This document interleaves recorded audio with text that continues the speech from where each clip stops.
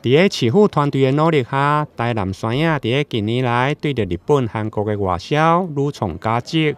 市长黄伟泰在日前的快闪行销，先出席日本各界精品超市的台南山影上架记者会，以及另外一间分店的试食推广活动，创下该超市15档来首次上架的外国水果。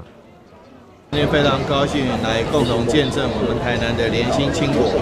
能够进军日本最高档的伊势丹百货。那其实大家可以看到非常漂亮的台南的芒果啊，尤其是现在的爱文，那现在已经进军到最高档的日本伊势丹百货。那我相信消费者都非常非常喜欢。那也是见证了最厉害的联心青果，他们能够把农民最优质的这个爱文芒果能够找到，然后能够集货一起送到最高档经过很严格的品质检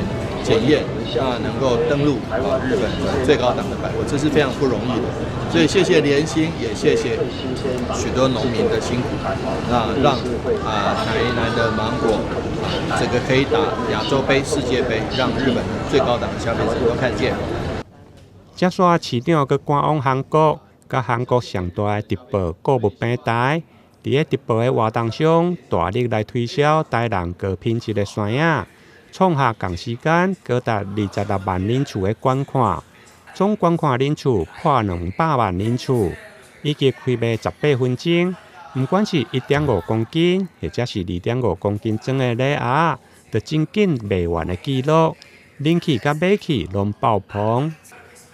不管是日本老牌百货集团的超市，或者是韩国直播购物平台，成功拍入各界的消费市场，会用的讲是对台南农民上大的肯定。加上韩国直播的活动，市长以着生动的快吃方式，分享山影多元的品尝方法。不管是直接食、山影食，或者是山影饼等，拢超级的美味。台南新闻综合报道。